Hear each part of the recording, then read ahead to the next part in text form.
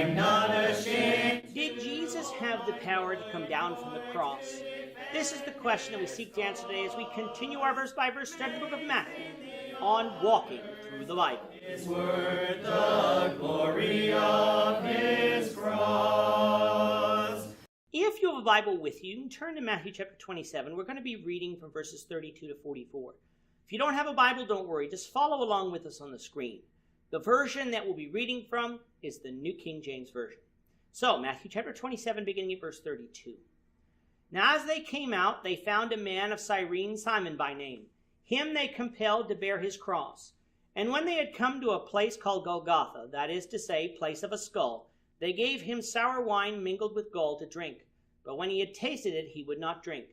Then they crucified him and divided his garments, casting lots, that it might be fulfilled which was spoken by the prophet, they divided my garments among them, and for my clothing they cast lots. Sitting down, they kept watch over him there. And they put up over his head the accusation written against him, "This is Jesus, the King of the Jews." Then two robbers were crucified with him, one on the right and another on the left.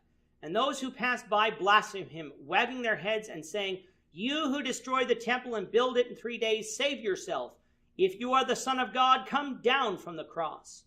Likewise, the chief priests also, mocking with the scribes and elders, said, "He saved others, himself he cannot save. If he is the King of Israel, let him now come down from the cross, and we will believe him. He trusted in God, let him deliver him now if he will have him. For he said, I am the Son of God." Even the robbers who were crucified with him reviled him with the same thing. Jesus now stood before Pilate, and even though he was declared innocent, is still sentenced to death, because Pilate was afraid that the crowd would riot otherwise. In our last episode, we had Jesus being mocked by the Roman soldiers, who gave him a scarlet robe, a crown of thorns, and a reed for a scepter, and then bowed their knee and exclaimed, "Hail, King of the Jews!" They then stripped him of this clothing, gave him back his clothing, and led him away to be crucified.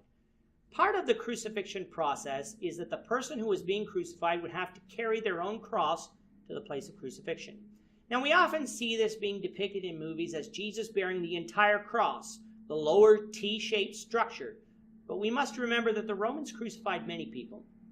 To accommodate this, the main part of the cross, the vertical piece, would have notches carved in the top to support the cross beam, and then would be planted in the ground at the crucifixion site.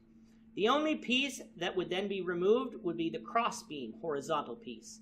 This would make the cross look like an uppercase T rather than the traditional lowercase t. Now this cross beam would still be sufficiently heavy, as is evidenced by Jesus having trouble carrying it. But when the person got to the place they were to be crucified, they would be nailed to the crossbeam, and then the crossbeam would be lifted up and affixed in the notches cut in the vertical beam.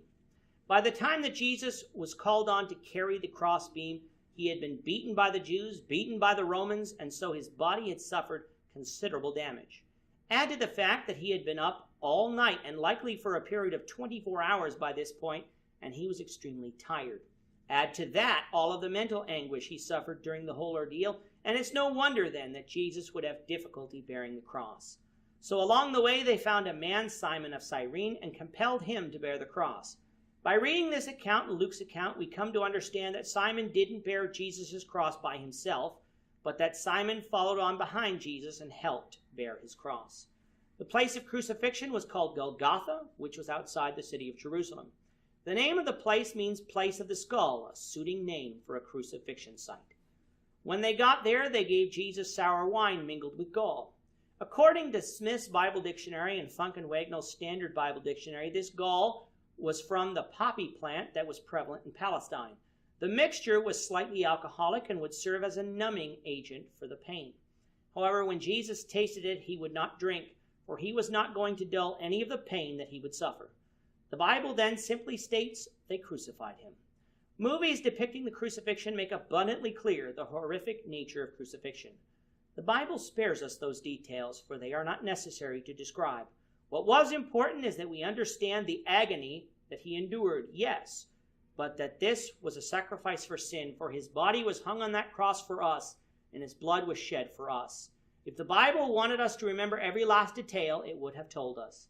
While he was being crucified, they cast lots for his clothing. Even though Jesus did not have any real possessions on this earth, he did have garments and a cloak. The garments were divided among the soldiers, but the cloak was one piece, and so they didn't want to tear it, so they cast lots for it. Matthew tells us that this was a fulfillment of prophecy, one that is found in Psalms 22:18. Having divided the clothing, the soldiers sat down and kept guard over him while he died. Above his head an inscription was written, "This is Jesus, the King of the Jews." This would not only identify who Jesus was, but it also stated as to why he was being crucified, so that others would know. 2 robbers were also crucified with Jesus, fulfilling yet another prophecy found in Isaiah 53:12, that the Messiah would be numbered with the transgressors. Jesus didn't deserve to die. These other 2 men did. Those who passed by blasphemed and mocked Jesus, saying that you who destroyed the temple in 3 days and build it again, save yourself. If you be the Son of God, come down from the cross. And they would believe him. Now, if Jesus had come down from the cross, I doubt the scribes would have believed him. For Jesus had performed many undeniable miracles up to that point, yet they didn't believe. Could Jesus have come down from the cross? Yes, he had that power. However, if he had done so, we would not be able to be saved, for he had to die to pay the price for sin so that we could have the remission of sins. The same mocking words that the scribes were saying, the 2 thieves who were crucified were saying also. We're going to save the explanation of verses 42 and 43 for the next episode, as they will best fit in there. With that, our time is up for today. The Lord willing, we hope you'll join us for tomorrow's discussion of Matthew 27, verses 45 to 56, as we continue our walk through the Bible, one verse at a time.